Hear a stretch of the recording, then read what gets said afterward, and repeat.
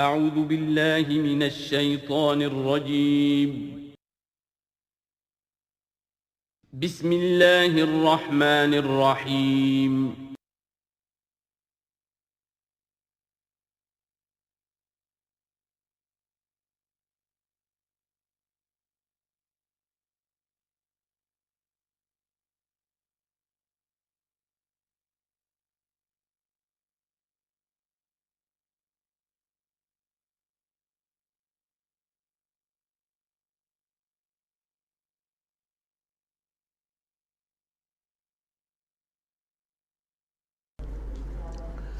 نحمده ونصلي على رسوله الكريم اما بعد فقد قال الله تبارك وتعالى كما ورد في سورة المجادلة اعوذ بالله من الشيطان الرجيم بسم الله الرحمن الرحيم ان الذين يحادون الله ورسوله كبتوا كما كبت الذين من قبلهم وقد انزلنا آیات بینات وللکافرین عذاب مہین صدق اللہ العظیم۔ جیسا کہ میں عرض کر چکا ہوں، سورہ حدید میں اللہ تعالیٰ کے لائق دیے ہوئے نظام عدل و قسط کے قیام کو، انبیاء کرام کی بعثت، کتابوں کے نزول اور جو میزان اللہ نے عطا فرمائی ہے اس کا مقصد قرار دیا گیا۔ ظاہر بات ہے کہ اس نظام عدل و قسط کو قائم کرنے کے لیے ایک جد و جہد، ایک سعی کرنی پڑے گی، اور اس میں یقیناً رکاوٹ ڈالی جائے گی ان لوگوں کی طرف سے کہ جو ایک غیر عادلانہ نظام میں مفادات اٹھا رہے ہوں، جن کو کہ کچھ پریولیجز حاصل ہوں۔ مثلا فرض کیجئے کسی معاشرے کے اندر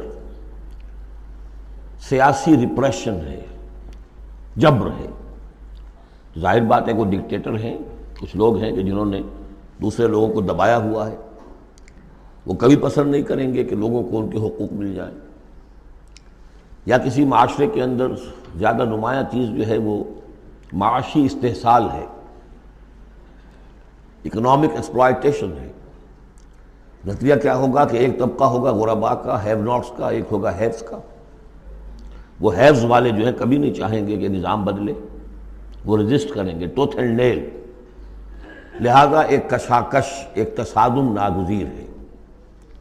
اس تصادم کے لیے دو گروہ نمایاں ہوتے چلے جائیں گے، ایک جو اللہ کے دین کے پر ایمان رکھنے والے اور جنہوں نے اپنی زندگیوں کو اس کام کے لیے وقف کر دیا ہو کہ اللہ کے دین کو نافذ کریں، دوسرے وہ کہ جو اس کی مخالفت کریں گے۔ اب ان دونوں کی کشاکش اور دونوں کے لیے علیحدہ علیحدہ عنوان ہیں جو تجویز کیے جا رہے ہیں سورہ مجادلہ میں۔ ارشاد ہوا ان الذین یحادون اللہ ورسولہ، یہ یحادون یہ بھی حدید سے ہی بنا ہے، محاددہ باب مفاعلہ، جیسے جوہد سے مجاہدہ تو محاددہ مقاتلہ باب مفاعلہ، یعنی سخت مخالفت، پوری طاقت کے ساتھ مخالفت۔ یقیناً وہ لوگ جو پوری قوت کے ساتھ مخالفت کرنے پر تل گئے ہیں اللہ کی اور اس کے رسول کی، اور ظاہر بات ہے کہ اللہ اور اس کے رسول سے مراد اللہ کا دین ہے۔ اللہ تعالیٰ کی ایک تکوینی حکومت تو پوری دنیا میں ویسے ہی قائم ہے، اللہ کی کوئی کیا مخالفت کرے گا؟ اللہ کے رسول صلی اللہ علیہ وسلم سے بھی ذاتی پرخاش کسی کو کچھ نہیں تھی، کوئی ذاتی چپکلش نہیں تھی، جیسا کہ سورہ انعام میں ہم نے پڑھا ہے وَلَٰكِنَّ الظَّالِمِينَ بِآيَاتِ اللَّهِ يَجْحَدُونَ، یہ تو اللہ کی آیات کا انکار کر رہے ہیں۔ اے نبی جنگ آپ سے نہیں ہے ان کی، وہ تو ہمارے دین سے ہے۔ تو یعنی وہ لوگ کہ جو پوری قوت کے ساتھ مقابلہ کر رہے ہیں، مخالفت کر رہے ہیں اللہ کی اور اس کے رسول کی، یعنی اس کے دین کی اور اس کے دین کے قیام کی۔ دین بھی اگر رکھا رہے کتابوں میں لکھا ہوا اور مزید پی ایچ ڈیز اس پہ آپ کرتے رہیے، کتابیں لکھتے رہیے، تو انہیں کوئی اعتراض نہیں، لیکن جب آپ یہ کہیں گے کہ اس دین کو قائم کرنا ہے تو یہ ہے بات کہ جو بہرحال ٹھنڈے پیٹوں برداشت نہیں کی جا سکتی۔ ان الذین یحادون اللہ ورسولہ کبتوا کما کبت الذین من قبلہم، وہ خوار ہو گئے، تباہ ہو گئے جس طریقے سے کہ ان سے پہلے کے لوگ تباہ ہوئے تھے۔ یعنی یہ کہ جیسے قوم فرعون تباہ ہوئی، قوم نوح تباہ ہوئی، قوم ہود تباہ ہوئی، جس نے بھی مخالفت کی اللہ کی اور اس کے رسول کی، ان کا جو انجام ہوا وہ تمہیں معلوم ہے۔ وَقَدْ أَنزَلْنَا آیَاتٍ بَيِّنَاتٍ، اور ہم اتار چکے ہیں روشن آیات، یعنی مکی صورتوں میں یہ سارے واقعات آ چکے ہیں۔ بڑی بڑی قومیں جو تم سے کہیں بڑھ کر، اے قریش اور اے عرب کے مشرکوں، تم سے کہیں بڑھ کر زیادہ طاقتور تھے، ان کو ہم نے ہلاک کیا۔ وَلِلْكَافِرِينَ عَذَابٌ مُّهِينٌ، یہ تو دنیاوی عذاب تھا جو ان پر آیا، ابھی ان کے لیے عذاب مہین جو ہے، ذلت والا عذاب آخرت کے اندر ہے۔ یوم یبعثہم اللہ جمیعا فینبئہم بما عملوا، جس دن کہ اللہ تعالیٰ ان سب کو اٹھائے گا بعث بعد الموت، اور پھر انہیں جتلا دے گا جو انہوں نے عمل کیے تھے۔ احصاہ اللہ ونسوہ، اللہ نے تو ان کو محفوظ رکھا ہوا تھا، ان کا ریکارڈ تھا، ایک ایک عمل ان کا جو ہے وہاں پر موجود تھا۔ ونسوہ، وہ بھول بھی چکے تھے کہ انہوں نے کیا کیا زیادتیاں کی ہیں، کیا کیا حرام خوریاں کی ہیں، وہ تو بھول چکے تھے۔ واللہ علی کل شیء شہید، اور اللہ تعالیٰ تو ہر چیز پر گواہ ہے، خود نگران ہے۔ الم تر ان اللہ یعلم ما فی السماوات و ما فی الارض، کیا تم نہیں دیکھتے کہ اللہ تعالیٰ تو جانتا ہے جو کچھ بھی ہے آسمانوں میں اور جو کچھ بھی ہے زمین میں۔ ما یکون من نجوا ثلاثۃ الا هو رابعہم، نہیں ہوتے کبھی بھی تین آدمی سرگوشیاں کرتے ہوئے مگر یہ کہ ان کا چوتھا اللہ ہوتا ہے۔ جماعتی زندگی میں ایک بڑا فتنہ پیدا ہو جاتا ہے کہ گروپ بندی ہو جائے، اور پھر وہ گروپس جو ہیں خفیہ جو ہے چیمیں گوئیاں شروع کر دیں۔ ایک جماعت ہے، اس جماعت میں ظاہر بات ہے اختلاف رائے بھی ہو سکتا ہے، لیکن اختلاف رائے کے لیے جو فورم ہے جہاں اختلاف رائے کا اظہار ہونا چاہیے وہاں اختلاف کیا جائے، اس کے قواعد و ضوابط کو ملحوظ رکھتے ہوئے۔ اس کی بجائے پرورٹڈ ذہنیت جو ہوتی ہے، تخریبی ذہنیت ہوتی ہے، وہ یہ ہے کہ اپنی ایک علیحدہ سی لابی بنا کر اور اپنے ہی مشورے کر رہے ہیں، گفتگویں کر رہے ہیں، تاکہ اپنے خیال میں تو اور پختہ سے پختہ ہوتے چلے جائیں۔ اگر عام ڈائیلاگ ہو تو اس میں تو پورا موقع ہوتا ہے کہ آج آپ کو کوئی خیال آیا ہے لیکن کل آپ کو اس کی غلطی آپ پر واضح ہو جائے، اور جو دوسرا خیال ہے آپ اس کے قائل ہو جائے کہ نہیں وہ بات واقعی میری سمجھ میں نہیں آئی تھی، اب سمجھ میں آ گئی ہے۔ لیکن اگر اس کی بجائے اوپن ڈائیلاگ کی بجائے اگر یہ خفیہ سرگوشیاں شروع ہو جائیں تو یہ گویا کہ پھر اس جماعت کے لیے یہ ایک بہت بڑا یوں سمجھیے کہ سم میں قاتل ہے، زہر ہے، مہلک زہر ہے، تو اس کا ذکر ہو رہا ہے۔ ما یکون من نجوا ثلاثۃ، جب کئی علیحدگی میں اور خفیہ مشورے کرتے ہیں تین افراد، الا هو رابعہم، اللہ تعالیٰ ان کے ساتھ موجود ہوتا ہے چوتھا، ولا خمسۃ الا هو سادسہم، نہیں ہوتے کوئی پانچ مگر یہ کہ ہوتا ہے اللہ چھٹا، ولا ادنیٰ من ذالک، ادنیٰ کیا ہوگا، دو ہوں گے ثلاثہ سے نیچے تو ان کے ساتھ تیسرا اللہ ہے، ولا اکثرا، اس سے زائد ہوں تب بھی اگر وہ خفیہ میٹنگز ہو رہی ہیں اور خفیہ سرگوشیاں ہو رہی ہیں تو اللہ تو ان کے ساتھ ہے۔ ہوا معہم اینما کانوا، یہ وہی الفاظ آ گئے جو سورہ حدید میں بھی آئے تھے، ہوا معکم اینما کنتم، اللہ ہوا معہم اینما کانوا، وہ تو موجود ہوتا ہے ان کے ساتھ جہاں کہیں بھی ہوں۔ ثم ینبئہم بما عملوا، پھر ان کو بتا دے گا، جتلا دے گا جو کچھ کہ انہوں نے عمل کیا تھا قیامت کے دن۔ ان اللہ بکل شیء علیم، یقینا اللہ ہر چیز کا علم رکھتا ہے۔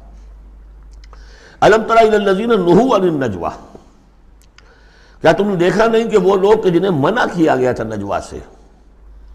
یہ آیت جو ہے سورہ نساء میں آ چکی ہے، آیت نمبر 114، لا خیر فی کثیر من نجواہم۔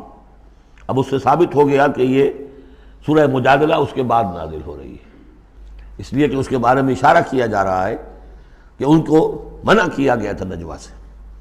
ثم یعودون لما نہوا عنہ، پھر بھی وہ اعادہ کر رہے ہیں، دوبارہ اسی شے کا ارتکاب کر رہے ہیں جس سے وہ روکے گئے تھے۔ یہ منافقین تھے کہ جو سرگوشیاں کرتے تھے، علیحدہ جا کر باتیں کرتے تھے، اسکیمیں بناتے تھے، کبھی وہ جن کے ساتھ ان کے دوستانہ تعلقات تھے یہود میں سے ان کے پاس جاتے تھے، کبھی آپس میں میٹنگیں کرتے تھے۔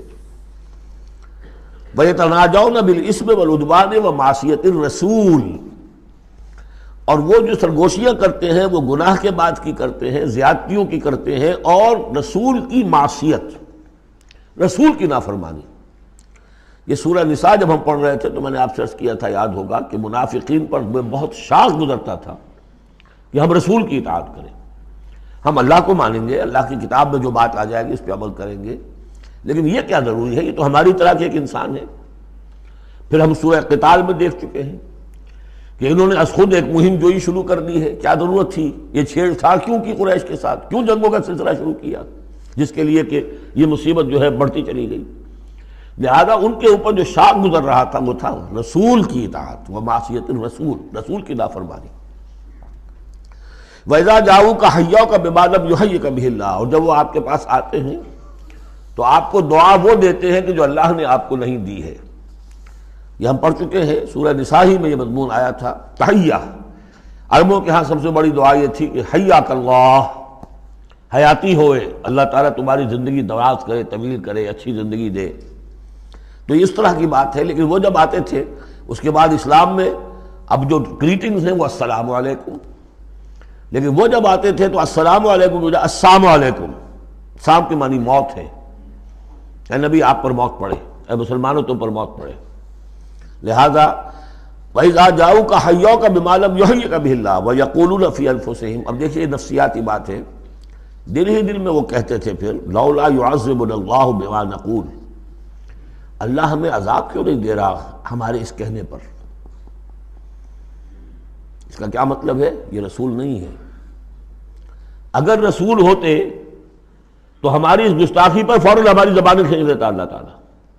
یہ ہے وہ چیز جس سے کہ ہم نے سورہ حدید میں دیکھا تھا کہ پھر وہ جو تھوڑی بہت پونجی ایمان کی ہوتی ہے وہ بھی برف کی طرح پگھلنی شروع ہو جاتی ہے، زائل ہونی شروع ہو جاتی ہے. ایک شرارت کی، السلام علیکم یا رسول اللہ کہا، پھر اس کے بعد ہمیں پکڑ تو کوئی نہیں ہوئی.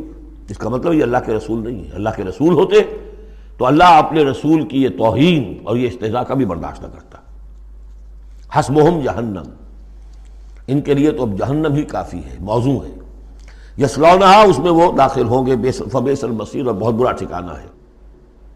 یا ایھا الذین آمنوا اذا تناجیتم، اے اہل ایمان جب تمہیں کوئی سرگوشی کرنی ہو، علیحدہ جا کر بات کرنی ہو، فلا تتناجوا بالاسم والعدوان ومعصیۃ الرسول. تو دیکھو کسی گناہ کے کام کے لیے کوئی مشورہ ہو رہا ہے، اسکیم بن رہی ہے، کہیں کسی پر زیادتی کرنے کے لیے کوئی مشورہ کر رہا ہے خفیہ، یا رسول کی مخالفت، رسول کے احکام کی نافرمانی کی، یہ تمہاری سرگوشی کا موضوع نہیں ہونا چاہیے. وَتَنَاجَوْا بِالْبِرِّ وَالتَّقْوَىٰ، ہاں علیحدہ جا کر کسی کو کوئی بات سمجھانی ہے تو نیکی کی تلقین کرو، بھلائی کی تلقین کرو، صدقہ و خیرات کی تلقین کرو. وَاتَّقُوا اللَّهَ الَّذِي إِلَيْهِ تُحْشَرُونَ، اور دیکھو اس اللہ سے ڈرتے رہو، اس کا تقویٰ اختیار کرو جس کی طرف کہ تمہیں لازماً جمع کیا جائے گا. اِنَّمَا النَّجْوَىٰ مِنَ الشَّيْطَانِ، یہ نجوہ جو ہے یہ شیطانی عمل ہے، یہ شیطان کا کام ہے، یہ اس کی تحریک پر اور اسی کی طرف سے اس کے لیے تمہیں موٹیویشن ملتی ہے. لِيَحْزُنَ الَّذِينَ آمَنُوا، تاکہ اہل ایمان جو ہیں وہ رنجیدہ ہوں. ایک تو یہ کہ یہ ساری ان کی اسکیمیں جو ہوتی تھی وہ اسی لیے ہوتی تھی مسلمانوں کو نقصان پہنچائیں. ظاہر بات ہے کہ نقصان پہنچے گا وقتی اور عارضی طور پر، تو طبع بشری کی بنا پر کچھ نہ کچھ رنج اور افسوس تو ہوگا. اور ایک اس میں اور بات بھی نفسیاتی یہ ہے کہ فرض کیجئے کہ آپ نے دیکھا 3-4 آدمی ادھر خسر پسر کر رہے ہیں، تو خواہ خواہ آپ کو خیال ہوتا ہے کہ یہ میرے بارے میں کوئی بات کر رہے ہیں، اور اس سے کہ آپ کی طبیعت پر ایک الٹا اثر ہوتا ہے. کبھی کبھی خاص طور پر ایسا بھی ہوتا ہے کہ آپ کی طرف کسی نے دیکھ بھی لیا مسکرا کے، اور یہ در حقیقت انہیں ستانے کے لیے، چڑھانے کے لیے. لِيَحْزُنَ الَّذِينَ آمَنُوا، تاکہ اہل ایمان جو ہے وہ حزن سے دو چار ہوں، دلگیر ہوں، دل گرفتہ ہوں. وَلَيْسَ بِضَارِّهِمْ شَيْئًا، حالانکہ یہ شیطان کوئی ضرر نہیں پہنچا سکتا انہیں کچھ بھی، الا بِإِذْنِ اللَّهِ، مگر اللہ کے اذن سے. اللہ کی طرف سے کوئی آزمائش آنی ہے تو آئے گی، کوئی روک نہیں سکتا، لیکن شیطان اپنے ارادے سے، اپنے اختیار سے کوئی ضرر نہیں پہنچا سکتا. وَعَلَى اللَّهِ فَلْيَتَوَكَّلِ الْمُؤْمِنُونَ، اور اہل ایمان کو توکل کرنا چاہیے صرف اللہ پر. اہل ایمان کا توکل اور بھروسہ یہ کچھ نہیں ہوگا ان کے کیے، تم اپنا فرض ادا کرو، اللہ تعالیٰ تمہارے ساتھ ہے. یا ایھا الذین آمنوا اذا قیل لکم تفصحوا فی المجالس فافصحوا یفصح اللہ لکم. یہ بھی ان منافقین کا طرز عمل تھا کہ مجالس میں جب حضور کی عام مجلس ہے تو اس میں 3-4 آدمی ذرا قریب ہو کر ایک گچھا سا بن کر بیٹھے ہوئے ہیں، اور جو بات ہو رہی ہے حضور فرمائے ساتھ ساتھ وہ فقرے بھی چست کرتے جا رہے ہیں. پھر یہ کہ وہ علیحدہ بیٹھتے تھے کہ ہمارے فقرے یہ سچے مسلمان نہ سن لے کہیں، تب تو پکڑ ہو جائے گی ہماری. تو گویا کہ ایک گچھا سا بن کر وہ بیٹھے ہوئے ہیں، بہت قریب قریب ہو کر، اپنا ایک علیحدہ سالقہ بنا کر. تو تو اس کے لیے اگر ان سے کہا جائے کہ کھل کر بیٹھو، اس طریقے سے یہ جگہ جگہ پر علیحدہ گروپ بنا کر نہ بیٹھو، کھل کر بیٹھو، معلوم ہو کہ ایک اجلاس ہے، ایک اجتماع ہو رہا ہے۔ فَافْصَحُوا، تو تم کھل کے بیٹھا کرو، اللہ تعالیٰ تمہارے لیے کشادگی پیدا کر دے گا۔ بڑی عمدہ انداز ہے نصیحت کا۔ وَإِذَا قِيلَ انشُزُوا فَانشُزُوا يَرْفَعِ اللَّهُ الَّذِينَ آمَنُوا مِنكُمْ، اور جب کہا جائے کہ اٹھ کھڑے ہو تو چلے جایا کرو، اٹھ جایا کرو۔ یہ بھی ہوتا تھا کہ ایک میٹنگ ہے، مشورہ ہے، گفتگو ہوئی ہے، کوئی مسئلہ طے ہو گیا ہے، اب ہمیں اقدام کرنا ہے، یہ فیصلہ کرنا ہے۔ اب یہ کہ جب مجلس برخاست ہوئی، وہ بیٹھے ہوئے وہیں پر کچھ ایک گروپ بنا کر اب اس کے اوپر تبصرے ہو رہے ہیں۔ یہ بھی در حقیقت بحیثیت مجموعی جماعت کے اندر ایک سوء ظن کی سی فضا پیدا کرنے والی شے ہے۔ اب جب اجتماع تھا، بیٹھے تھے، اجتماع ختم ہو گیا، اب جائیے۔ جب کہا جائے کہ اٹھ جاؤ تو اٹھ جایا کرو، اٹھ کھڑے ہوا کرو۔ یرفع اللہ الذین آمنوا منکم، اللہ تعالیٰ تم میں سے جو واقعی اہل ایمان ہے ان کے درجات بلند کرے گا۔ والذین اوتوا العلم درجات، اور جن کو اللہ تعالیٰ نے علم دیا ہے، حقیقی علم دیا ہے، ان کے درجات بلند کرے گا۔ واللہ بما تعملون خبیر، اور اللہ تعالیٰ جو کچھ تم کر رہے ہو اس سے باخبر ہے۔ یا ایھا الذین آمنوا اذا ناجیتم الرسول فقدموا بین یدی نجواکم صدقہ، اہل ایمان جب تم رسول سے کوئی تنہائی میں بات کرنا چاہو تو ذرا اپنی اس علیحدگی کی بات سے پہلے کچھ صدقہ دیا کرو۔ اب اس کا بھی پس منظر سمجھیے، یہ چیزیں سمجھ میں نہیں آ سکتی اگر جماعتی ایک شکل سامنے نہ ہو اور اس میں ایک جد و جہد کی شکل۔ ہوتا کیا ہے کہ کچھ لوگ وہ اپنی حضور سے قرب ظاہر کرنے کے لیے اور اپنی حیثیت کو علیحدہ ممیز کرنے کے لیے، حضور ذرا مجھے آپ سے علیحدگی میں بات کرنی ہے تاکہ لوگ دیکھ لیں یہ کوئی بڑا چودھری ہے، بڑا اہم آدمی ہے، یہ علیحدگی میں جا کے بات کر رہا ہے، تو بڑا یعنی یہ کہ حضور کو بھی اس پر اعتماد ہے، اور وہ اپنی ایک نمایاں حیثیت ظاہر کرنے کے لیے۔ اور جو ان میں منافق تھے، جو عبداللہ ابن ابی کے بارے میں میں آپ کو بتا چکا ہوں کہ جب حضور جمعے کا خطبہ دینے کھڑے ہوتے تھے تو پہلے صف میں ہوتا تھا، پہلے کھڑا ہو جاتا تھا خود، اور کہہ رہے لوگوں دیکھو توجہ سے سنو، یہ اللہ کے رسول ہے، تاکہ اس کی اپنی حیثیت ایک ظاہر ہو جائے کہ وہ یہاں کا چودھری ہے۔ اور وہ تھا مدینے کا چودھری، اس لیے کہ خزرج کا سردار تھا، اور خزرج بڑا قبیلہ تھا، اور طے کر چکے تھے اہل مدینہ کہ اسے بادشاہ بنا لیں گے، اپنا نظام بنائیں گے، چونکہ بہت عرصہ ہو گیا تھا انہیں باہم لڑتے ہوئے اوس اور خزرج کو۔ اب وہ چاہ رہے تھے کوئی ایک نظام ہو جائے، ہمارا بھی ایک بادشاہ ہو کوئی، اور اس کے لیے تاج بن چکا تھا، بس تاج پوشی باقی تھی کہ حضور تشریف لے آئے جو بے تاج بادشاہ بن گئے۔ اب اس کے جو بادشاہی کے خواب تھے سارے کے سارے جو ہیں وہ ختم ہو گئے، لہذا اس کے اندر دشمنی اول روز سے تھی، تو وہ بھی اپنی اس حیثیت کو ظاہر کرنے کے لیے کھڑے ہو کر کہتا تھا۔ اسی طرح یہ کہ اذا ناجیتم الرسول، تو اب آپ نے چونکہ مال سے تو محبت بہت تھی، حضور نے کہا کہ پہلے کو صدقہ دے کر پھر ذرا آ کے حضور سے بات کیا کرو۔ ٹیکس لگا دیا اللہ تعالیٰ نے حضور سے علیحدہ گفتگو کا۔ اب وہ تو اس سے پہلوتی کر گئے، اور تھا صرف یہی بتانا تھا کہ یہ لوگ جو بہت قریب آ کے حضور سے باتیں کیا کرتے تھے، ان کو مال سے اتنی محبت ہے کہ کوئی صدقہ دے کر اور پھر حضور سے علیحدہ گفتگو کرنے کے لیے کوئی آمادہ نہیں ہوا ان میں سے۔ حضرت علی کہتے ہیں رضی اللہ تعالیٰ عنہ، میں واحد شخص تھا جس نے حضور سے تنہائی میں گفتگو کے لیے آپ سے وقت مانگا اور صدقہ جو ہے اس کو پیش کیا، لیکن اللہ تعالیٰ نے جلد ہی اس حکم کو جو ہے منسوخ بھی کر دیا۔ یہ حکم بہت جلدی منسوخ ہوا ہے۔ یا ایھا الذین آمنوا اذا ناجیتم الرسول فقدموا بین یدی نجواکم صدقہ ذالک خیر لکم واطہر، یہ تمہارے لیے بہت بہتر بھی ہے اور بہت پاکیزہ بات ہے۔ فإن لم تجدوا فإن اللہ غفور رحیم، ہاں اگر تم غریب ہو، تمہیں نہیں تمہارے پاس کوئی شے ہے تو اللہ تعالیٰ غفور اور رحیم ہے، یہ گنجائش رکھتی تھی۔ لیکن ظاہر بات ہے منافقین تو غریب نہیں تھے، متمول لوگ تھے، مرفع الحال لوگ تھے۔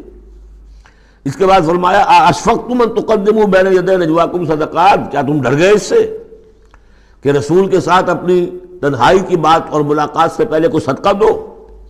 فإذ لم تفعلوا وتاب اللہ علیکم، تو جب تم نے یہ نہیں کیا تو اللہ تعالیٰ نے بھی تمہاری توبہ کو قبول کیا، تم پر نظر عنایت فرمائی۔ فاقیموا الصلاۃ وآتوا الزکاۃ واطیعوا اللہ ورسولہ، تو بس ٹھیک ہے، نماز قائم رکھو، زکوٰۃ ادا کرو، اور اللہ اور اس کے رسول کی اطاعت کرتے رہو۔ واللہ خبیر بما تعملون، اور اللہ باخبر ہے اس سے کہ جو تم کر رہے ہو۔ تو یہ حکم آیا بہت عارضی طور پر اور بہت جلد ختم بھی کر دیا گیا، لیکن یہ کہ اس سے وہ لوگ نمایاں ہو گئے کہ جو پہلے بہت ہی بار بار آتے تھے اور علیحدہ سے مشورے کرتے تھے اور اپنی ایک حیثیت جو ہے اس کا اظہار اس طریقے سے کیا کرتے تھے جب اس حکم کے بعد چند دن تک وہ نہیں آئے تو معلوم ہو گیا ہوگا، اور پھر ان کو بھی شرم آئی ہوگی کہ اب دوبارہ ہم وہ کام نہ کریں۔ الم تر الی الذین تولوا قوما غضب اللہ علیہم، کیا تم نے غور نہیں کیا کہ وہ لوگ کہ جنہوں نے دوستی گانٹھی ہے ان سے کہ جن پر اللہ کا غضب ہے۔ یہاں مراد کون ہے؟ یہودی کون ہے؟ مغضوب علیہم، جو لوگ ہیں مسلمانوں تم میں سے، چاہے اوس کے ہوں یا خزرج کے ہوں، جنہوں نے ان سے ابھی تک یارانے گانٹھے ہوئے ہیں، دوستیاں ہیں، حلیفی کے پرانے تعلقات کو ابھی تک نبھا رہے ہو۔ الم تر الی الذین تولوا قوما غضب اللہ علیہم ما هم منکم ولا منہم، وہ نہ تم میں سے ہے نہ ان میں سے۔ یہ منافقین کا یہ رول، لا الہ ہؤلاء ولا الہ ہؤلاء مذبذبین بین ذلک، سورہ نساء میں ہم پڑھ چکے ہیں۔ وَيَحْلِفُونَ عَلَى الْكَذِبِ وَهُمْ يَعْلَمُونَ، اور وہ جانتے بوجھتے جھوٹے حلف اٹھاتے ہیں، قسمیں کھاتے ہیں، جھوٹی قسمیں کھاتے ہیں۔ أَعَدَّ اللَّهُ لَهُمْ عَذَابًا شَدِيدًا، اللہ تعالیٰ نے تیار کر رکھا ہے ان کے لیے ایک سخت عذاب۔ إِنَّهُمْ سَاءَ مَا كَانُوا يَعْمَلُونَ، یقیناً جو طرز عمل وہ اختیار کیے ہوئے ہیں وہ بہت ہی برا ہے۔ اتخذوا أيمانهم جنة، انہوں نے اپنی قسموں کو ڈھال بنا لیا ہے۔ جہاں کسی بات پر گرفت ہوئی، خدا کی قسم، اللہ گواہ ہے یہ معاملہ یوں نہیں تھا، یوں تھا۔ اب دوسرا شخص جو ہے شریف مسلمان ہے، وہ مروت میں آ کے اللہ کی قسم کھا رہا ہے تو کم سے کم چپ تو ہو جاتا تھا، اب میں کیا کروں؟ لہذا انہوں نے قسموں کو اپنی ڈھال بنا لیا۔ فصدوا عن سبیل اللہ، تو وہ رکتے بھی ہیں، روکتے بھی ہیں اللہ کے راستے سے۔ فلہم عذاب مہین، تو ان کے لیے اہانت آمیز عذاب ہے۔ لن تغنی عنہم اموالہم ولا اولادہم من اللہ شیئا، ان کے کچھ کام نہیں آئیں گے، نہ ان کے اموال نہ ان کی اولادیں، اللہ کے مقابلے میں کچھ بھی۔ اولئک اصحاب النار، یہ حقیقتاً جہنمی ہیں، ہم فیہا خالدون، اور اس میں ہمیشہ ہمیشہ رہیں گے۔ ایک بظاہر کون ہے؟ بظاہر تو محمد کے ماننے والے ہیں صلی اللہ علیہ وسلم۔ منافق کون تھے؟ اسلام کا دم بھرتے تھے، کہتے تھے ہم مسلمان ہیں۔ جو سورہ منافقون آئے گی اسی سلسلے میں، قسمیں کھاتے تھے، اذا جاءک المنافقون قالوا نشهد انک لرسول اللہ واللہ یعلم انک لرسولہ واللہ یشہد ان المنافقین لکاذبون۔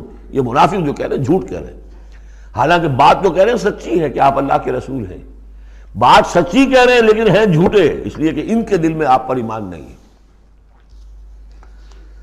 یوم یبعثہم اللہ جمیعا، جس دن کہ اللہ تعالیٰ ان سب کو اٹھائے گا، فیحلفون لہ کما یحلفون لکم، تو وہ اللہ کے سامنے بھی اسی طرح کی جھوٹی قسمیں کھائیں گے جیسے کہ آج تمہارے سامنے کھا رہے ہیں۔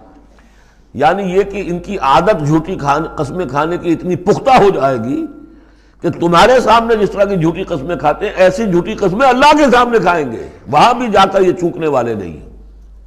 یحلفون لکم، جیسے تمہارے لیے قسمیں کھاتے ہیں، یحسبون انہم علی شیء، اور سمجھیں گے کہ ہم ہیں کسی نہ کسی بات پر، ہماری بھی کوئی حیثیت ہے، بہرحال ہم نے بھی کچھ نہ کچھ تو کام کیا تھا، ہم نے نمازیں پڑھی تھی، ہم نے روزے رکھے تھے، ہم نے آخر ایک وقت میں ہم اسلام قبول کیا تھا ہم نے۔ وَيَحْسَبُونَ أَنَّهُمْ عَلَىٰ شَيْءٍ أَلَا إِنَّهُمْ هُمُ الْكَاذِبُونَ، آگاہ ہو جاؤ کہ وہ حقیقت میں جھوٹے ہیں۔ استحوذ علیہم الشیطان، شیطان نے ان کو اپنے قابو میں کر لیا ہے، شیطان نے قابو پا لیا ہے ان پر۔ فَأَنْسَاهُمْ ذِكْرَ اللَّهِ، اور انہیں غافل کر دیا ہے، بھلا دیا ہے انہیں اللہ کی یاد۔ اولئک حزب الشیطان، جان لو کہ یہ ہے شیطان کی پارٹی۔ یعنی شیطان کی پارٹی جو ہے، ایک تو وہ ہے کہ جو کھلم کھلا سامنے سے وار کرنے والے ہیں، مشرکین مکہ تھے، کھلم کھلا جو بھی کر رہے تھے حضور کے خلاف، کھلم کھلا اقدام تھا ان کا۔ انہوں نے اپنی گردنیں کٹوائیں اپنے باطل معبودوں کے لیے، اپنے دین کے لیے، اپنے جو بھی ان کے توہمات تھے ان کے لیے۔ ایک یہ تھے یہودی، اور تیسرے تھے جو مسلمانوں کے اندر یہ ففتھ کالمسٹ عنصر جو تھا، کہ جو منافقین پر مشتمل تھا۔ ان کا اور معاملہ کھل کر آئے گا مزید اگلی صورت میں، سورہ حشر میں۔ یہ وہ لوگ ہیں جو مسلمانوں کے اندر ہوتے ہوئے حزب الشیطان کے اصل میں رکن تھے۔ اولئک حزب الشیطان الا ان حزب الشیطان هم الخاسرون، آگاہ ہو جاؤ کہ یہ شیطان کی پارٹی والے جو ہیں حقیقت میں یہی ہوں گے خسارے میں، یہی رہیں گے گھاٹے میں، یہی ہوں گے تباہ و برباد۔ اب یہ سائملٹینیس کنٹراسٹ ہے، جب حزب الشیطان کی یہ کارروائیاں اور ان کے یہ مختلف علامتیں بیان کر دی گئیں تو حزب اللہ کا ذکر ہو رہا ہے۔ ان الذین یحادون اللہ ورسولہ اولئک فی الاذلین، ابھی انہی کا ذکر جاری ہے۔ یقیناً وہ لوگ جو مخالفت کر رہے ہیں اور ایڑی چوٹی کا زور لگا رہے ہیں، یحادون اللہ ورسولہ اولئک فی الاذلین، یہ لوگ ہوں گے جو سب سے زیادہ ذلیل ہو کر رہیں گے، سب سے زیادہ ذلیل، اذل۔ اور سمجھ لیجئے کہ یہی بات سورہ نساء میں ہے، ان المنافقین فی الدرک الاسفل من النار، یقیناً منافقین جو ہے وہ آگ کے سب سے نچلے طبقے میں ہوں گے۔ اب وہ مضمون آ گیا ہے جو اس سے پہلے سورہ صافات میں بھی آ چکا ہے، اور بہت اہم ہے یہ مضمون، اور اہم مضامین میں نے کئی مرتبہ عرض کیا قرآن مجید میں کم سے کم 2 جگہ ضرور ہوتے ہیں۔ کتب اللہ لأغلبن انا ورسلی، اللہ نے طے کر دیا ہے، لکھ دیا ہے، میں لازماً، میں اور میرے رسول غالب آئیں گے۔ سورہ صافات میں ہم پڑھ چکے ہیں، وَلَقَدْ سَبَقَتْ كَلِمَتُنَا لِعِبَادِنَا الْمُرْسَلِينَ إِنَّهُمْ لَهُمُ الْمَنْصُورُونَ وَإِنَّ جُنْدَنَا لَهُمُ الْغَالِبُونَ۔ یہ بات تو ہماری طرف سے پہلے ہی سے طے شدہ ہے کہ جنہیں بھی ہم رسول بنا کر بھیجیں گے ان کے بارے میں ہمارا یہ قانون ہے، اٹل ہے۔ وَلَقَدْ سَبَقَتْ كَلِمَتُنَا لِعِبَادِنَا الْمُرْسَلِينَ إِنَّهُمْ لَهُمُ الْمَنْصُورُونَ، کہ یقیناً ان کی مدد کی جائے گی۔ وَإِنَّ جُنْدَنَا لَهُمُ الْغَالِبُونَ، وہ تو ہمارا لشکر ہے، حزب اللہ ہے، ہماری پارٹی ہے، رسول اور اس کے ساتھی وہ تو ہماری پارٹی ہے، ہمارا لشکر لازماً غالب آئے گا۔ یہاں بھی فرمایا ان الذین یحادون اللہ ورسولہ اولئک فی الاذلین، وہ تو نہایت ذلیل ہوں گے۔ کتب اللہ لأغلبن انا ورسلی، اللہ نے لکھ دیا ہے کہ میں اور میرے رسول غالب آ کر رہیں گے۔ ان اللہ قوی عزیز، بے شک اللہ تعالیٰ زبردست ہے، زور آور ہے۔ اب اس میں جو لٹمس ٹیسٹ آ رہا ہے حزب اللہ میں ہے کون، اس میں جو سب سے بڑی بات ہے وہ یہ کہ اپنے سابقہ رشتوں کو، چاہے وہ باپ ہو، بیٹا ہو، بھائی ہو، حلیف ہو، دوست ہو، اگر وہ ایمان نہیں لایا اور آپ کے ایمان کی تلوار نے آپ کے اور اس کے درمیان کے رشتے کو کاٹ دیا، تب تو آپ حزب اللہ میں ہیں، اور اگر وہ رشتہ جو ہے لگا رہا آپ کے ساتھ تو آپ حزب اللہ میں نہیں۔ لٹمس ٹیسٹ یہ یکسو ہونا۔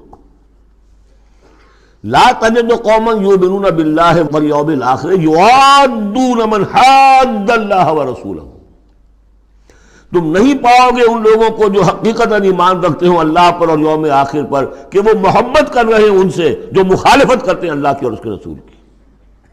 سیدھی سی بات ہے۔ ایک وہ کفار ہیں جو انرٹ ہوں، پیسو ہوں، آپ کے خلاف کوئی اقدام نہ کر رہے ہوں، اسلام کے خلاف کوئی، ان کا معاملہ علیحدہ ہو جائے گا، یہ سورہ ممتحنہ میں آئے گا۔ لیکن وہ لوگ جو ایکٹیو ہیں، ریزسٹ کر رہے ہیں، اسلام کے خلاف جدوجہد کر رہے ہیں، اگر ان کے ساتھ بھی کوئی دوستی کا رشتہ ہے تو پھر حزب اللہ سے آپ خارج ہو گئے۔ لا تجد قوما یؤمنون باللہ والیوم الآخر یوادون من حاد اللہ ورسولہ، نہیں پاؤ گے تم کسی بھی شخص کو جو ایمان رکھتا ہو اللہ پر اور یوم آخر پر کہ وہ محبت کی پینگیں بڑھا رہا ہو ان سے کہ جن کی مخالفت ہے اللہ سے اور اس کے رسول سے۔ وَلَوْ كَانُوا آبَاءَهُمْ، خواہ وہ ان کے باپ ہوں، او ابناہم یا ان کے بیٹے ہوں، او اخوانہم یا ان کے بھائی ہوں، او عشیرتہم یا ان کے رشتہ دار ہوں۔ اب وہی نوٹ کر لیجیے آیت سورہ توبہ کی آیت نمبر 24، قل ان کان آباؤکم وابناؤکم واخوانکم وازواجکم وعشیرتکم واموال اقترفتموها وتجارۃ تخشون کسادها ومساکن ترضونها احب الیکم من اللہ ورسولہ وجہاد فی سبیلہ۔ اللہ کی محبت کے تو آپ بڑے دعوے کر سکتے ہیں، رسول کی محبت کے، رسول کے عشق کے بڑے بڑے دعوے آپ کر سکتے ہیں، لمبے لمبے جلوس نکال سکتے ہیں، بڑی بڑی محفل میعاد منعقد کر سکتے ہیں، نعتوں کے اندر زمین آسمان کے کلابے ملا سکتے ہیں۔ اصل میں جو ٹیسٹ ہوگا کہ واقعتاً اللہ سے اور اس کے رسول سے محبت ہے یا نہیں ہے تو جہاد فی سبیلہ ہی سے ہوگا، وہ تو ٹھوس ہے۔ تو اگر وہ 8 چیزوں کی محبت ان 3 چیزوں کی محبت سے بڑھ گئی، فتربصوا، تو جاؤ اور انتظار کرو، حتی یاتی اللہ بامرہ، یہاں تک کہ اللہ اپنا فیصلہ سنا دے۔ واللہ لا یہدی القوم الفاسقین، اللہ ایسے ناہنجاروں کو ہدایت نہیں دیتا۔ تقریباً اس کی ہم بدن آیت ہے یہ، لا تجد قوما یؤمنون باللہ والیوم الآخر یوادون من حاد اللہ ورسولہ ولو کانوا آباءہم او ابناءہم او اخوانہم او عشیرتہم۔ اولئک کتب فی قلوبہم الایمان وایدہم بروح منہ، یہ وہ لوگ ہیں جن کے دلوں میں اللہ نے ایمان لکھ دیا ہے۔ لکھ دینا کسی چیز کا پختہ کر دینا، طے کر دینا، لکھ دیا ہے، نقش فی الحجر، جیسے کہ پتھر میں لکیر ہو جائے، ایسا اللہ نے اس کو لکھ دیا ہے۔ وَأَيَّدَهُمْ بِرُوحٍ مِّنْهُ، اور پھر ان کی مدد کی ہے اللہ تعالیٰ نے اپنی طرف سے، اپنے غیب کے فیض سے، روح سے۔ اب یہ روح فرشتہ بھی ہو سکتا ہے، یا اللہ تعالیٰ کی طرف سے الہام بھی ہو سکتا ہے، تو جو بھی اللہ کی طرف سے جو غیر مرئی جو بھی مدد آتی ہے وہ سب روح ہے۔ وَيُدْخِلُهُمْ جَنَّاتٍ تَجْرِي مِن تَحْتِهَا الْأَنْهَارُ خَالِدِينَ فِيهَا، اور وہ داخل کرے گا انہیں ان باغات میں جن کے دامن میں ندیاں بہتی ہوں گی اور جس میں وہ ہمیشہ ہمیش رہیں گے۔ رضی اللہ عنہم ورضوا عنہ، وہ اللہ سے راضی ہو جائیں گے اور اللہ ان سے راضی ہو جائے گا، یا یوں کہیے کہ وہ اللہ سے راضی ہو چکے اور اللہ ان سے راضی ہو چکا۔ اولئک حزب اللہ، اب یہ آیا ہے کنٹراسٹ، وہ حزب الشیطان، یہ حزب اللہ۔ اولئک حزب اللہ، یہ ہے اللہ کی پارٹی، اللہ کی جماعت۔ الا ان حزب اللہ هم المفلحون، آگاہ ہو جاؤ کہ یقیناً اللہ کی جماعت جو ہے وہی فلاح پانے والی ہے، اللہ کی پارٹی ہی کے لیے آخری کامیابی ہے۔ یہ مضمون اس سے پہلے سورہ مائدہ میں بھی آ چکا، فإن حزب اللہ هم الغالبون، وہاں آیا فإن حزب اللہ هم الغالبون، اللہ کی پارٹی ہی غالب آ کر رہے گی۔ لیکن دنیا میں غالب آ جانا در حقیقت اگرچہ یہ بڑی کامیابی ہے، لیکن سب سے بڑی کامیابی تو وہ فلاح ہے۔ اولئک الا ان حزب اللہ هم المفلحون، وہ انہیں کو فلاح ملنے والی ہے کہ جو اللہ کی پارٹی سے متعلق ہوں گے۔ اللہم ربنا اجعلنا منہم، اللہم ربنا اجعلنا منہم، اللہم ربنا اجعلنا منہم، آمین یا رب العالمین۔ سورۃ الحشر، بسم اللہ الرحمن الرحیم۔ سبح للہ ما فی السماوات وما فی الارض، سورہ حدید اس سے ایک لفظ میں بڑھ گیا صرف، وہاں تھا سبح للہ ما فی السماوات والارض، یہاں ما فی کا اضافہ، تسبیح کرتی ہے اللہ کی ہر وہ شے جو آسمانوں میں ہے اور ہر وہ شے جو زمین میں ہے، گویا کہ ایمفیسس بڑھ گیا۔ باقی وہی دو اسماء گرامی اللہ کے، وہو العزیز الحکیم، وہ العزیز ہے، زبردست ہے، اس کا اختیار مطلق ہے، اس میں کوئی چیکس اینڈ بیلنسز نہیں ہے، لیکن حکیم ہے، کمال حکمت والا۔ هو الذی اخرج الذین کفروا من اہل الکتاب من دیارہم لاول الحشر، اس میں اب یہ غزوہ بنی نذیر کا ذکر ہو رہا ہے۔ 3 قبیلے تھے مدینے میں جب حضور تشریف لائے ہیں، بنو قینقاع، بنو نذیر، بنو قریظہ۔ سب سے پہلے ان تینوں سے معاہدہ ہو گیا۔ سب سے پہلے شرارت کی تھی غزوہ بدر کے فوراً بعد، وہ بنو قینقاع نے کی تھی۔ انہوں نے اپنے معاہدے کی خلاف ورزی کی، شرارتیں کی، تو حضور نے ان کو مدینے سے نکال دیا۔ دوسری باری آئی اس کی، یہ ہے بنو نذیر۔ غزوہ احد کے بعد، سن 3 میں غزوہ احد ہوا ہے، سن 4 میں ان یہ واقعہ پیش آیا ہے۔ انہوں نے، ان کا ایک سردار تھا کعب ابن اشرف، اس نے بڑی ریشہ دوانی شروع کی، قریش کے ساتھ سلسلہ جنبانی ہو رہا ہے، خود بھی گیا کسی طریقے سے، ہم تو ہماری جان ضیق میں آ گئی ہے، محمد آ گئے وہاں پر، آپ کی قوم کے لوگ ہیں، اب آپ ہی ہمیں ہماری جان ان سے چھڑائیں اور آپ لوگ حملہ کریں، ہم اندر سے مدد کریں گے۔ لہذا یہ ساری ریشہ دوانی ہو رہی تھی۔ ایک مرتبہ حضور کو بلایا، کچھ معاملات میں گفتگو کرنی ہے، جہاں بیٹھے ہوئے تھے کسی دیوار کے سائے میں نیچے، اس کے اوپر سے ایک بڑی چکی کا پارٹ جو ہے پھینکا تاکہ حضور کو ہلاک کر دے۔ تو یہ ساری ان کی طرف سے ریشہ دوانیاں ہو رہی تھیں۔ اس کے بعد بالآخر حضور نے فیصلہ کیا اور ان کے خلاف اقدام کیا۔ ربیع الاول سن 4 میں محاصرہ کر لیا ان کا، 6 دن یا یہ کہ مختلف تعداد آئی ہے دنوں کی، یہ محاصرہ جاری رہا۔ ان میں ہمت نہیں ہوئی کہ یہ مقابلہ کرتے، بالآخر انہوں نے سرنڈر کر دیا اور طے یہ پایا کہ انہیں جانے کی اجازت ہوگی اور جو سامان بھی یہ یہاں سے لے جا سکے۔ تو اب یہ ظاہر بات ہے کہ ان کے مکان تھے، وہ مکان بھی وہ گرا رہے تھے، کواڑ ہی لے جائیں، وہ جو اوپر کڑیاں لگی ہوئی ہیں وہی لے جائیں۔ تو یہ سب کے سب جو پورا قبیلہ ہے نکل گیا، جو سامان اٹھا کر لے جا سکتے تھے وہ لے گئے۔ وہ تیسرا معاملہ جو ہوا پھر وہ بنو قریظہ کا ہوا، وہ غزوہ احزاب کے بعد ہوا، وہ ہم پڑھ چکے ہیں سورہ احزاب کے اندر۔ اس طرح ایک ایک کر کے تینوں ان قبائل نے یہود کے وعدہ خلافی کی اور پھر وہ اپنے کیفر کردار کو پہنچے۔ یہ بنی نضیر کا معاملہ ہے۔ هو الذی اخرج الذین کفروا من اہل الکتاب من دیارہم، وہی ہے جس نے نکال باہر کیا ان کافروں کو جو اہل کتاب میں سے تھے ان کے گھروں سے، لاول الحشر، پہلے جمع ہونے کے وقت۔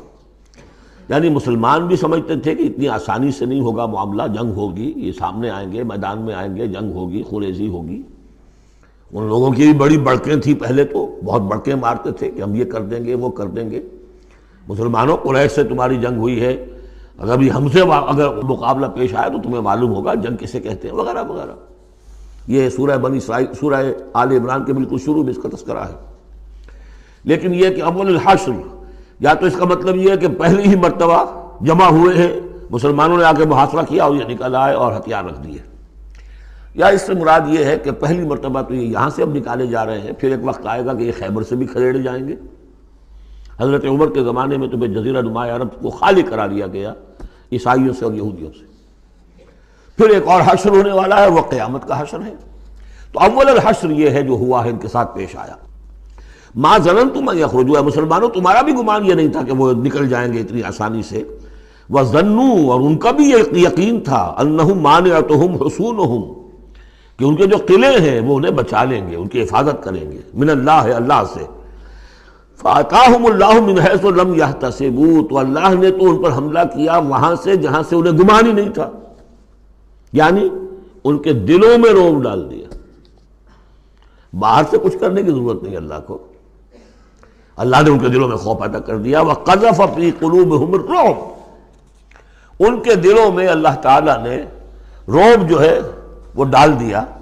یخربون بیوتہم، اب دیکھ لو وہ خود اپنے گھر جو ہیں ان کی تخریب کر رہے ہیں، توڑ رہے ہیں، کوئی کیواڑ نکالنے کو، کچھ کھڑکی نکالنے کو، کوئی چوکھٹ نکالنے کو، کوئی اور اوپر کے جو ہے کڑیے اور شہتیر لے جانے کے لیے۔ یخربون بیوتہم بایدیہم، اپنے ہاتھوں سے بھی تخریب ہو رہی ہے، وایدی المومنین، اور اہل ایمان کے ہاتھوں سے بھی۔ فاعتبروا یا اولی الابصار، تو اے آنکھوں والو عبرت حاصل کرو۔ یہ گویا کہ سنایا جا رہا ہے بنو قریظہ کو بھی، جب تم رہ گئے ہو، ایک رہ گیا، عبرت حاصل کرو۔ وَلَوْلَا أَن كَتَبَ اللَّهُ عَلَيْهِمُ الْجَلَاءَ، اگر اللہ تعالیٰ نے پہلے سے یہ لکھ نہ دیا ہوتا کہ ان کو جلا وطن کیا جائے گا، لَعَذَّبَهُمْ فِي الدُّنْيَا، تو انہیں اور سخت عذاب دیتا دنیا کی زندگی میں، وَلَهُمْ فِي الْآخِرَةِ عَذَابُ النَّارِ، اور آخرت میں تو ان کے لیے آگ کا عذاب ہے ہی۔ ذَلِكَ بِأَنَّهُمْ شَاقُّوا اللَّهَ وَرَسُولَهُ، یہ اس لیے کہ انہوں نے اللہ اور اس کے رسول سے مخالفت کی، زندم زندہ کی۔ وَمَن يُشَاقِّ اللَّهَ فَإِنَّ اللَّهَ شَدِيدُ الْعِقَابِ، اور جو اللہ کے ساتھ، تو اس کے ساتھ زندم زندہ کرے، اللہ کے ساتھ، اللہ کی مخالفت پر کمر کس لے، تو سمجھ لو کہ اللہ تعالیٰ تو پھر سزا دینے میں بہت سخت ہے۔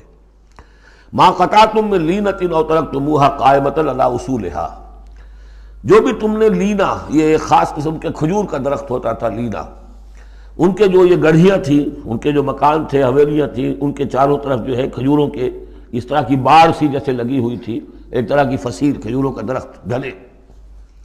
تو جب مسلمانوں نے محاصرہ کیا تو بعض جگہوں سے انہوں نے کھجور کے یہ درخت کاٹے، اس لیے کہ حملہ کرنے کے لیے پر کھلی جگہ چاہیے تھی۔ تو انہوں نے پھر پروپیگنڈا بنایا، اسکینڈل بنا دیا، دیکھو یہ اللہ کے رسول بنے پھرتے ہیں اور یہ اہل ایمان اور یہ درخت کاٹ رہے ہیں۔ تو یہاں اللہ تعالیٰ نے اہل ایمان کے اس اقدام کی طرف اس کا جواز عطا فرمایا ہے کہ یہ تم نے صحیح کیا، تو غلط کام نہیں کیا۔ ما قطعتم من لینۃ او ترکتموها، تم نے جو بھی وہ کھجور کے درخت کاٹے یا جو بھی تم نے چھوڑ دیے انہیں، قائمۃ علی اصولھا، جو اپنی جڑوں پر کھڑے ہوئے ہیں اب بھی، فباذن اللہ، یہ سب اللہ کے اذن سے ہوا ہے۔ یعنی اللہ کے رسول صلی اللہ علیہ وسلم نے اگر نہیں روکا ہے تو ان کا نہ روکنا گویا کہ اللہ کی طرف سے اس کی ایک منظوری اور اس کی طرف سے اللہ تعالیٰ کی طرف سے امپلائڈ جو ہے اس کی سینکشن ہے۔ ما قطعتم من لینۃ او ترکتموها قائمۃ علی اصولھا فباذن اللہ ولیخزی الفاسقین، اور یہ اس لیے تھا تاکہ فاسقوں کو اللہ تعالیٰ رسوا کرے اور ذلیل و خوار کرے۔ اب اس سورہ مبارکہ کا یہ ایک اہم ترین مضمون آ رہا ہے، اور وہ ہے فے کا مال غنیمت۔ جب جنگ ہو اور جنگ کے نتیجے میں جو بھی مال ملے وہ مال غنیمت ہے، اس کا حکم سورہ انفال میں آ چکا۔ خمس جو ہے 5واں حصہ اللہ اور اس کے رسول کے لیے اور رسول کے قرابت داروں کے لیے اور مسکینوں کے لیے اور وابن السبیل اور مسافر کے لیے 4 حصے تقسیم ہو جائیں گے مجاہدین کے مابین جنہوں نے جنگ میں حصہ لیا، اور ان میں سے جو سواری والے ہوں گے دوہرا حصہ، اور جو پیدل ہوں گے انہیں اکیلا۔ یہاں اب ذکر ہو رہا ہے کہ جنگ کی نوبت نہیں آئی، لہذا یہ مال فے ہے، یہ غنیمت نہیں ہے، یہ مال فے ہے، اور یہ کل کا کل اللہ اور اس کے رسول کا ہے۔ گویا کہ اس میں کسی کو بھی مسلمان کو کوئی حصہ نہیں ملے گا سوائے اس کے کہ جو اللہ کا رسول کسی کو فقیر کو، غریب کو، مسکین کو دینا چاہے، وہ الگ بات ہے۔ وما افاء اللہ علی رسولہ، اور جو مال کے ہاتھ لگا دیا ہے اللہ نے اپنے رسول کے، منہم ان سے یعنی بنو نذیر سے، فما اوجفتم علیہ من خیر ولا رکاب، تو دیکھو اے مسلمانوں، تم نے ان پر نہیں دوڑائے نہ اپنے گھوڑے نہ اونٹ، ولیکن اللہ یسلط رسلہ علی من یشاء، یہ تو اللہ کی حکمت ہے، مشیت ہے، اس کی قدرت ہے، اللہ تعالیٰ مسلط کر دیتا ہے اپنے رسولوں کو جس پر چاہتا ہے۔ یہ خاص قدرت خدا بندی سے کہ اللہ نے ان کے دلوں میں رعب ڈال دیا، انہوں نے خود آ کے سرنڈر کر دیا، تو تمہیں تو جنگ کرنے کی نوبت پیش نہیں آئی، لہذا یہ مال غنیمت نہیں ہے۔ تو اللہ علی کل شیء قدیر، اللہ تعالیٰ ہر چیز پر قادر ہے۔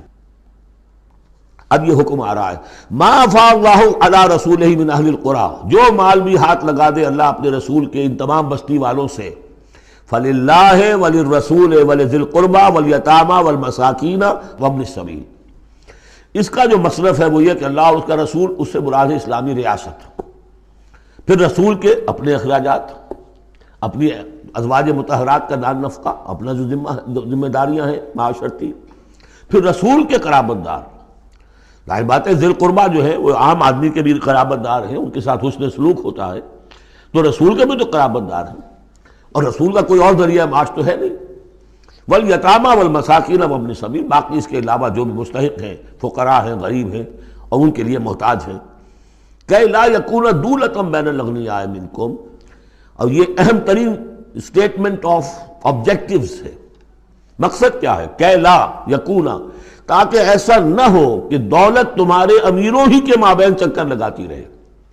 یعنی ظاہر بات ہے کہ اب جو لوگ بھی جو جنگ میں حصہ لیا ہے، جن کے پاس گھوڑے بھی تھے اور اونٹ بھی تھے، اب ان کو دگنے حصے مل جاتے سارے اس مال میں سے، تو گویا کہ جو لوگ پہلے ہی سے کچھ مرفع الحال ہیں، جن کے پاس پہلے ہی کچھ ہے، انہی کی طرف مال اور بڑھ رہا ہے، اور جو بیچارے غریب ہیں وہاں کے، وہ گویا کہ اس سے ان کی غربت کے ازالے کی کوئی شکل نہیں ہو پائے گی۔ تو اللہ تعالیٰ کے سامنے یہ ہے کہ دولت کی تقسیم ہو ایسی کہ اس کی سرکولیشن جو ہے معاشرے کے اندر، اس کی گردش دولت ایسی ہو کہ سب کو حصہ ملے، اور سوسائٹی کے تمام طبقات جو ہیں اس سے مستفید ہوں۔ کہ لا یکون دولۃ بین الاغنیاء منکم، تاکہ ایسا نہ ہو کہ یہ دولت، یہ سرمایہ، یہ مال تمہارے امیروں ہی کے مابین گردش میں رہے۔ اس کی ایک سادہ سی مثال میں دیتا ہوں کہ ایک کروڑ پتی کی بیٹی لاکھوں روپے کا جہیز لے کے ایک کروڑ پتی کے بیٹے کے گھر چلی گئی، گویا کہ وہ لاکھوں روپے کے جہیز نے گردش تو کی ہے، لیکن ایک کروڑ پتی سے نکل کے دوسرے کروڑ پتی کے ہاں چلی گئی۔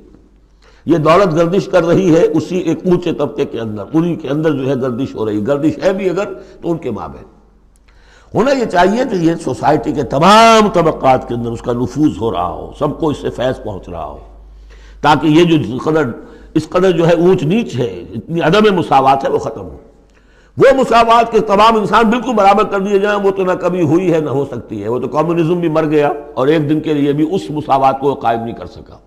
یہ ضرور ہے کہ انہوں نے جو اتنا فرق و تفاوت تھا، وہ نہیں ہے کہ جو امریکہ میں آج بھی ہے اور اس وقت بھی تھا، وہ فرق و تفاوت وہاں نہیں تھا، لیکن یہ کہ بالکل برابر سپاہی اور سپہ سالار برابر تو نہیں ہو سکتے، کچھ نہ کچھ فرق تو ہوگا۔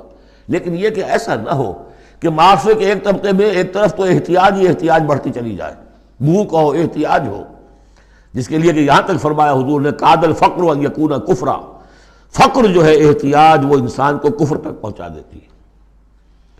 اور حضرت شاہ ولی اللہ دہلوی رحمۃ اللہ علیہ نے، وہ میں سمجھتا ہوں کہ اس دور جدید میں جو بھی معاشی مسائل کی پیچیدگیاں پیدا ہونے والی تھی، اس کا بڑا گہرا فہم جو تھا سب سے پہلے جس عالم دین کو ہوا ہے وہ شاہ ولی اللہ دہلوی ہے۔ ان کا کہنا یہ ہے کہ جس معاشرے میں، جس ملک میں تقسیم دولت کا نظام غیر منصفانہ ہوگا، اس کا نتیجہ یہ نکلے گا کہ ایک طرف دولت کے انبار ہوں گے، نتیجہ یہ کہ عیاشیاں ہوں گی، بدماشیاں ہوں گی، دوسری طرف عام لوگ جو ہے وہ ڈھور ڈنگر بن کر رہ جائیں گے، وہ بار برداری کے جانوروں کی حیثیت اختیار کر لیں گے کہ صبح سے لے کے شام تک کمر توڑ دینے والی جو ہے مشقت کر کے بھی بمشکل اپنی ضرورت پوری کر رہے ہیں۔ تو گویا کہ یہ غیر مساوی نظام تقسیم دولت جو ہے یہ دو دھاری تلوار ہے، ادھر بھی کاٹ رہی ہے ادھر بھی کاٹ رہی ہے۔ جدھر ایکومولیشن آف ویلتھ ہو رہی ہے ادھر عیاشیاں ہیں، بدماشیاں ہیں، ادھر جو بھی کچھ ہو رہا ہے اللہ تللے ہیں، نمود و نمائش کے لیے خرچ کیا جا رہا ہے، اس سے اور جو ہے دل پھٹ رہے ہیں۔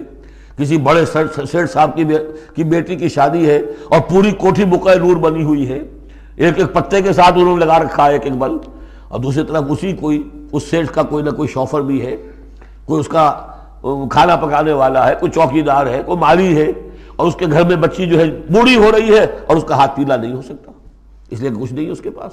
تو ان ملازمین کے دل میں ان کی محبت پیدا ہوگی یا نفرت پیدا ہوگی؟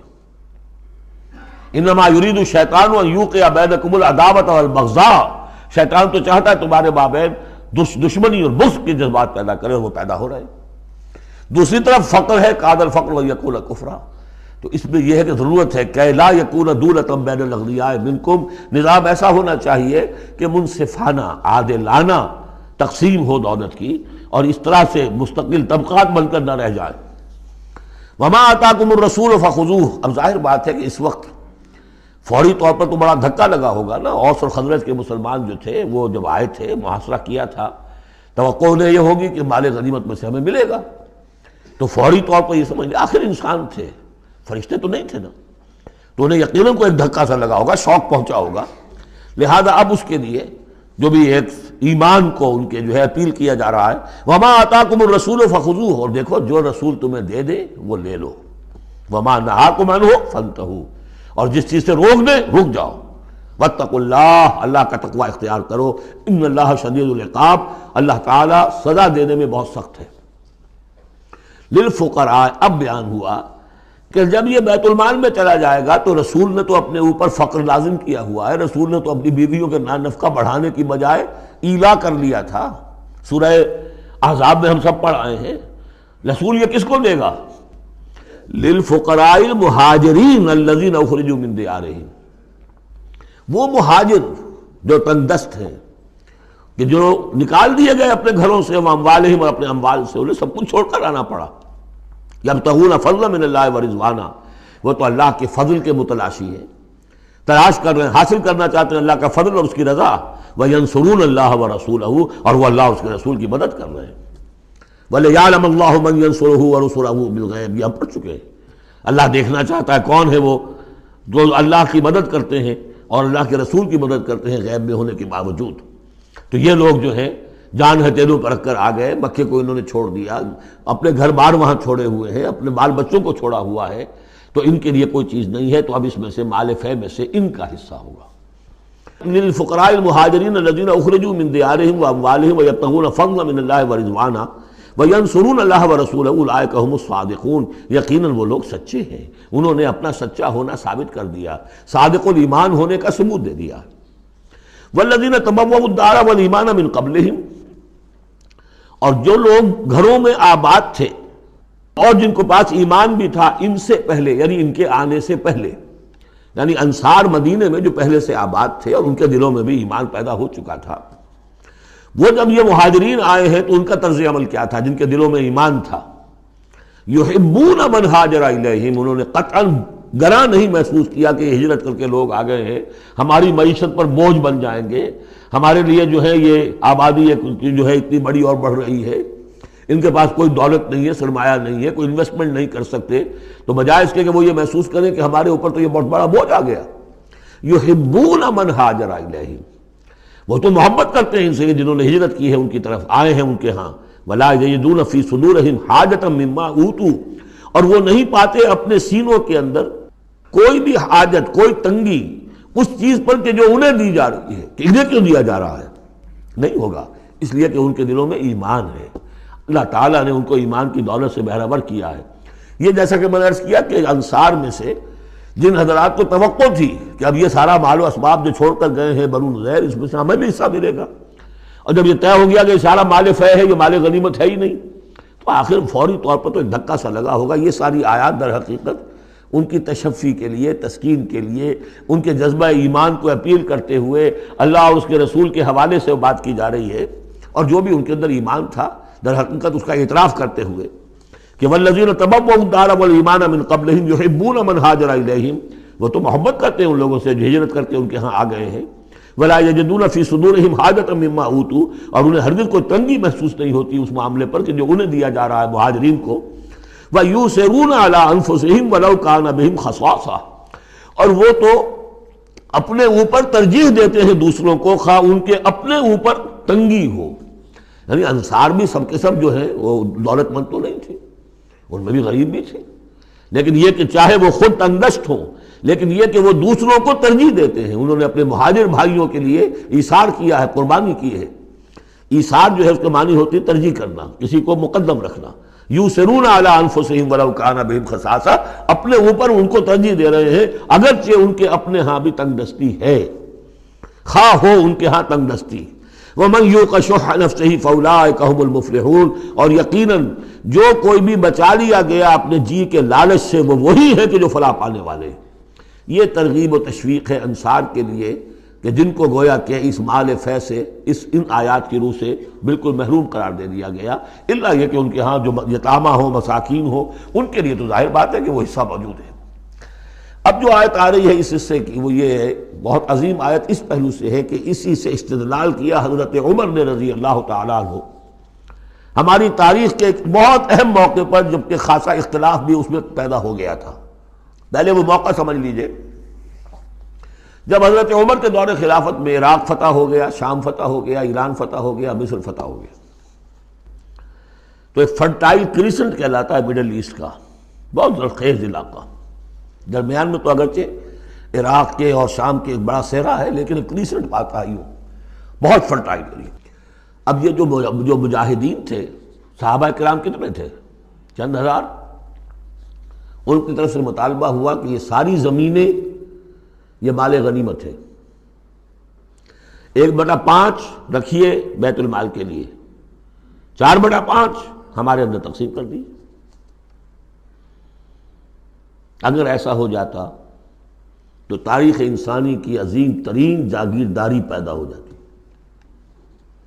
پورا ملک تقسیم ہو جاتا چند ہزار صحابہ کے اندر۔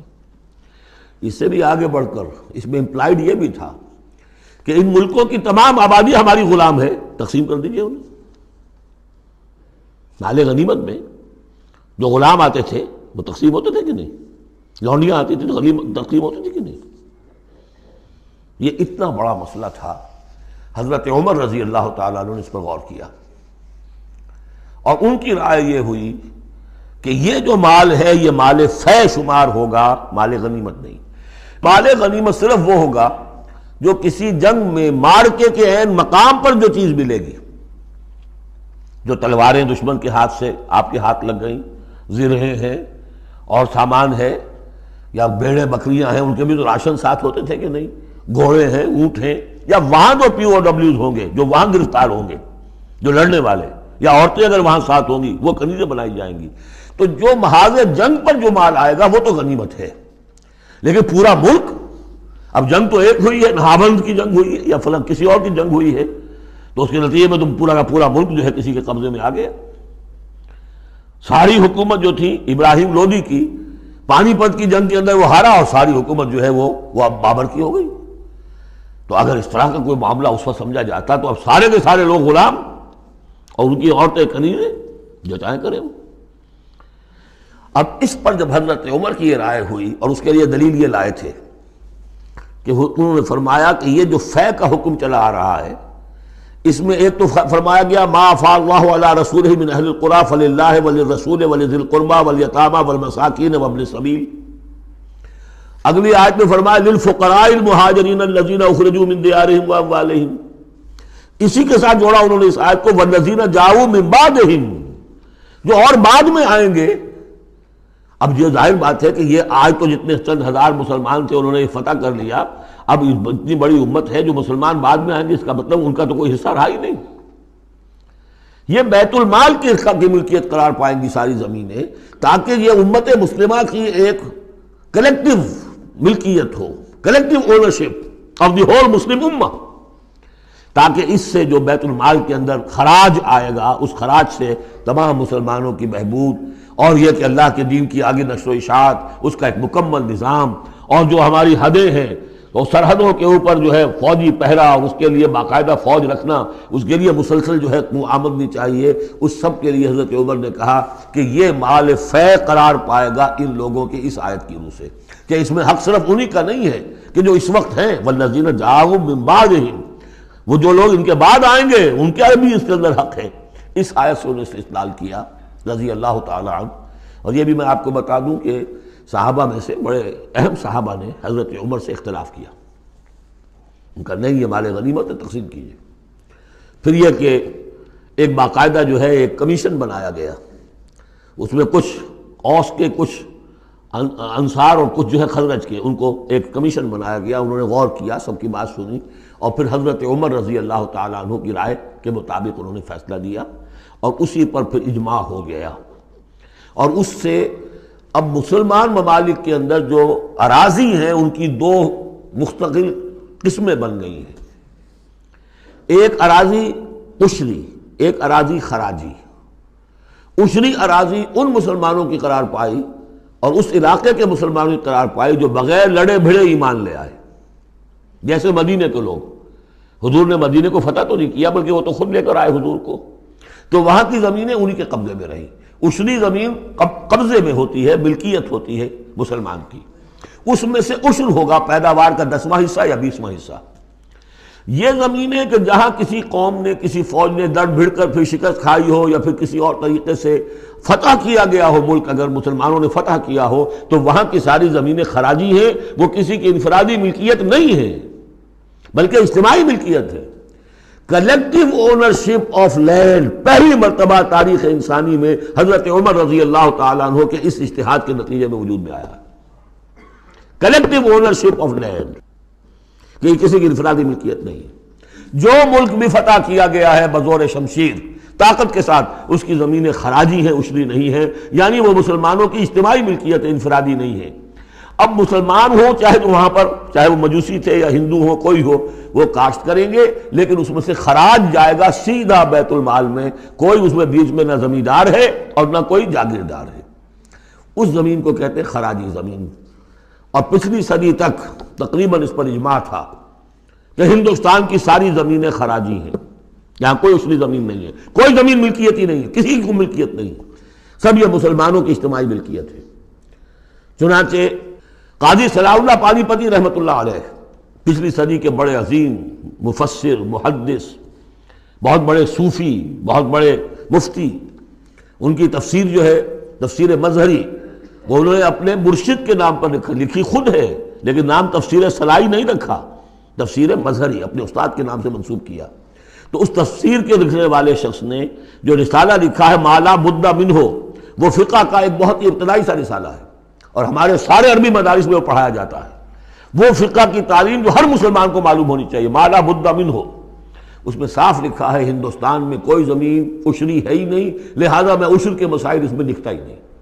خام خواہ طلبہ کے دلوں پر بوجھ پڑے، کیا ضرورت ہے، جبکہ یہاں اس کی اپلیکیشن ہی نہیں ہے۔ ہندوستان میں کوئی زمین جو ہے عشری نہیں، سب خراجی خراجی ہے، تو اس کا نتیجہ کیا نکلتا ہے کہ بالکل نیا بندوبست اراضی ہو سکتا ہے، ان جاگیرداروں سے زمین واپس لی جا سکتی، ملکیت ہی نہیں ہے ان کی۔ یہ تو یہ کہ کبھی کسی شہنشاہ نے دے دی یا انگریزوں نے دے دی، کسی اور نے دے دی، ان کی ملکیت نہیں ہے، یہ ہے خراجی زمینیں، خراجی رہیں گی۔ تو یہ بہت اہم مسئلہ ہے اور اس کا تعلق اس آیت سے ہے۔ والذین جاؤوا من بعدہم یقولون ربنا اغفر لنا ولاخواننا الذین سبقونا بالایمان، وہ یہ کہتے ہیں پروردگار ہمیں بھی بخش دے اور ہمارے ان بھائیوں کو بھی بخش دے جو ایمان میں ہم سے سبقت لے گئے، ہم سے پہلے تھے۔ ولا تجعل فی قلوبنا، اور ہمارے دلوں میں مت پیدا کر غلا، کوئی بھی کدورت، کوئی بھی بیر، للذین آمنوا، ان لوگوں کے لیے جو صاحب ایمان ہو۔ ربنا انک رؤوف الرحیم، پروردگار تو رؤوف ہے اور رحیم ہے۔ بارک اللہ لی ولکم فی القرآن العظیم ونفعنی وإیاکم بالآیات والذکر الحکیم۔